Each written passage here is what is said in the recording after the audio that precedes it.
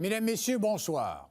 Une policière de la MRC des Collines de l'Outaouais aurait compromis une perquisition en informant par texto le suspect visé par l'enquête. TVA Gatineau-Ottawa a aussi appris que le service de la sécurité publique de la MRC des Collines est visé par une poursuite civile dans ce dossier. Et Louis-Charles, les plaignants réclament 1 million de dollars en dommages et intérêts. Oui, ce qu'on apprend en lisant la poursuite, c'est qu'une perquisition devait être menée dans une résidence de Chelsea le 20 mars dernier, une opération qui devait permettre de saisir des éléments de preuve dans une enquête de fraude financière alléguée.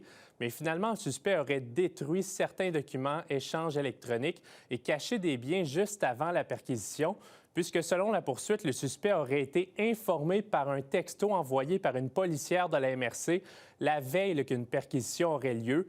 Et toujours selon le document, le texto qui faisait référence à la perquisition était adressé au huissier au dossier, mais aurait été envoyé au suspect. Était-ce une erreur d'inadvertance? Était-ce intentionnel? Plusieurs questions demeurent sans réponse. Chose certaine, un tel geste peut être lourd de conséquences, selon un professeur de droit à qui j'ai parlé.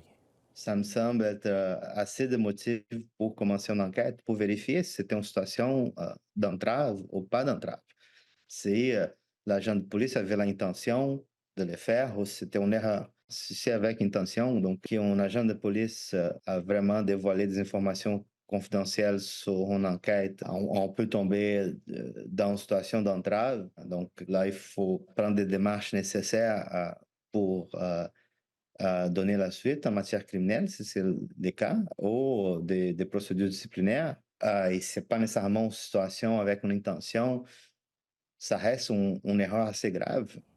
Et Louis-Charles, invité à réagir, la MRC des Collines vous a fait parvenir une réponse écrite.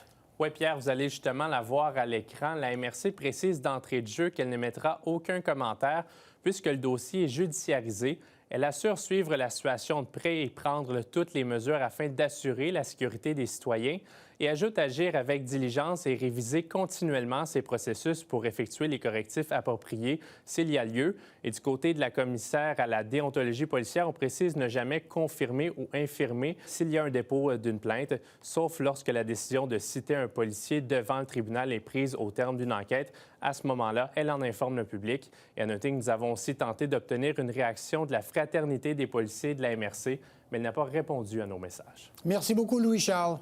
Bonne soirée.